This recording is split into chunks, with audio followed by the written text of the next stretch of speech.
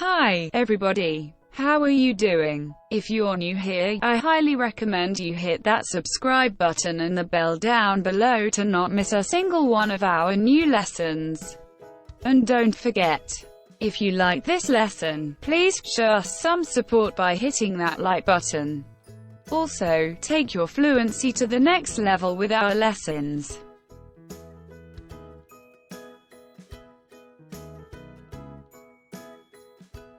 Lesson 29. Meals. Frida, could you please tell us something about English meals and food and cooking, how to lay the table and so on? I am going to keep house for an English family in the summer holidays and I want to know as much as I can about it before I go. Mr. Priestley, well, here is Mrs. Priestley. She can tell you about it better than I can. Mrs. Priestley, oh, yes, I will do that gladly. The usual meals are breakfast, lunch, tea, and dinner, or, in simpler homes, breakfast, dinner, tea, and supper. Breakfast is generally a bigger meal than you have on the continent, Europe, though some English people like a continental breakfast of rolls and butter and coffee. But the usual English breakfast is porridge or corn flakes with milk or cream and sugar, bacon, and eggs, marmalade, made from oranges, with buttered toast, and tea or coffee. For a change you can have a boiled egg, cold ham, or perhaps fish. We generally have lunch about 1 o'clock. The businessman in London usually finds it impossible to come home for lunch, and so he goes to a cafe or a restaurant, but if I am making lunch at home I have cold meat, left over probably from yesterday's dinner, potatoes, salad, and pickles, with a pudding or fruit to follow. Sometimes we have a mutton chop, or steak, and chips, followed by biscuits and cheese, and some people like a glass of light beer with lunch. Afternoon tea you can hardly a meal, but it is a sociable sort of thing, as friends often come in then for a chat while they have their cup of tea, cake, or biscuit. In some houses dinner is the biggest meal of the day. We had rather a special one last night, as we had an important visitor from South America to see Mr. Priestley. We began with soup, followed by fish, roast chicken, potatoes, and vegetables, a sweet, fruit and nuts. Then we went into the sitting room for coffee and cigarettes. But in my house, as in a great many English homes, we make the midday meal the chief one of the day, and in the evening we have the much simpler supper, an omelette or sausages, sometimes bacon and eggs and sometimes just bread and cheese, a cup of coffee or cocoa and fruit. Hob, my Uncle Albert always has high tea. He says he has no use for these afternoon teas where you try to hold a cup of tea in one hand and a piece of bread and butter about as thin as a sheet of paper in the other. Uncle Albert has afternoon tea. He's a Lancashire man, and nearly everyone in Lancashire likes high tea. So do I.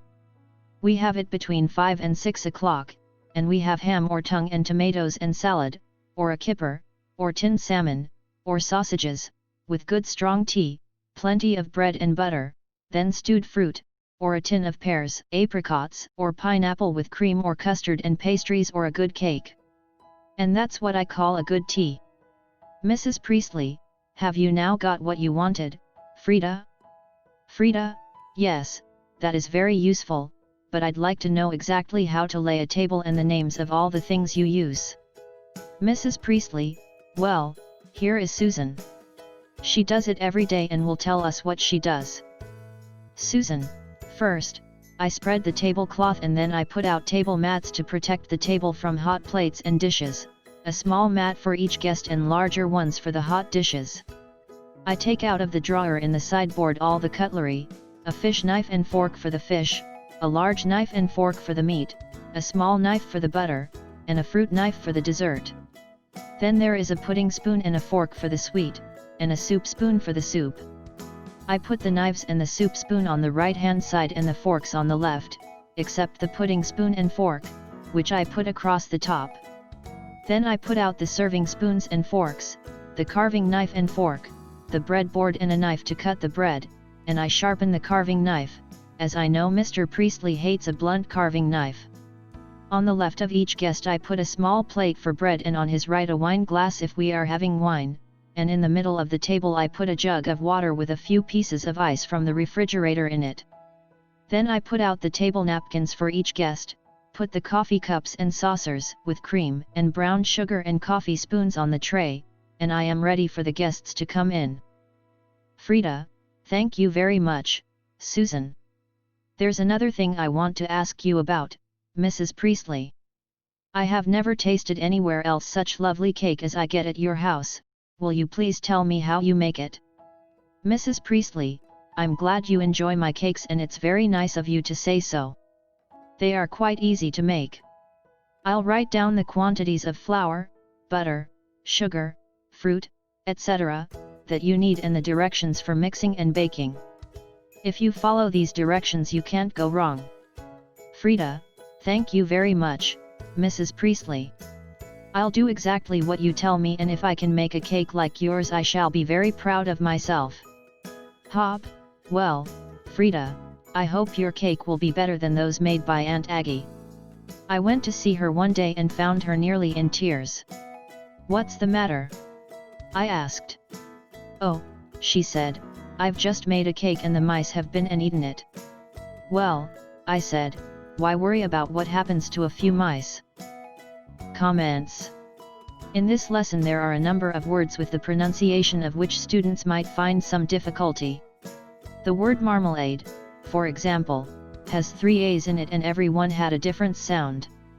Marmalade. The words that might cause difficulty are given here, with the phonetic pronunciation.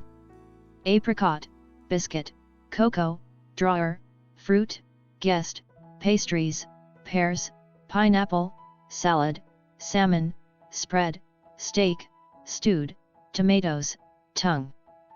Lay. The parts of this verb are lay, laying, laid, laid. The verb lay is transitive, that is it takes an object. Here are examples of its use. Susan lays the table. The chicken laid 5 eggs today. In Shakespeare's Macbeth, the scene is laid in Scotland. Lay the flowers on the table. Exercises. Exercise 1. Use the following words in sentences. Meal, ham, salad, important, spread, protect. Carve, jug, quantity, directions. Exercise 2. Answer the following. 1. Why did Frida want to know about English meals and cooking? 2. What are the names of the usual meals? 3. What, to English people, is the continent? 4. What is a continental breakfast? 5. What, does Mrs. Priestley say, is the usual English breakfast? 6. What is the difference, in England, between marmalade and jam? 7. Where does a businessman in London usually go for lunch? 8. What do the Priestleys have for lunch? 9. Mrs. Priestley said that afternoon tea was hardly a meal. What phrase did she use to describe it? 10. What did they have for their special dinner? Why was this a special dinner? 11.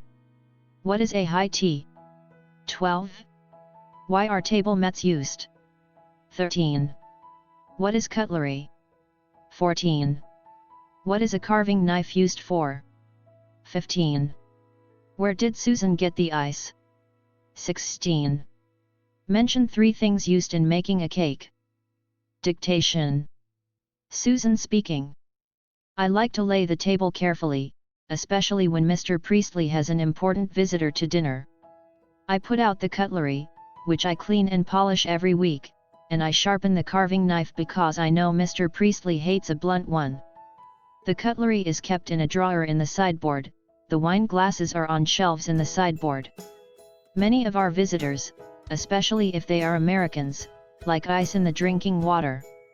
Luckily we have a refrigerator in the kitchen, so I can always get ice. I am glad that I know how to do all these things well, because Joe, that's the man I am going to marry, is trying to buy a little cafe in the high street, and when we are married I am going to help him to run the cafe. There won't be a nicer cafe than ours anywhere in England, you must come and see it when it is opened. Composition exercises. 1. Tell the story of Aunt Aggie's cake. 2. Write about meals in your country. 3. Explain fully, a. how you would lay a table for dinner, b. bake a cake, c. make good coffee. 4. Describe a visit to a restaurant.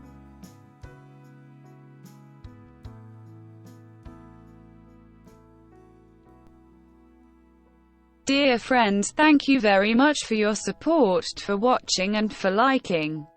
I wish you success in learning English. Subscribe to our channel, and good luck.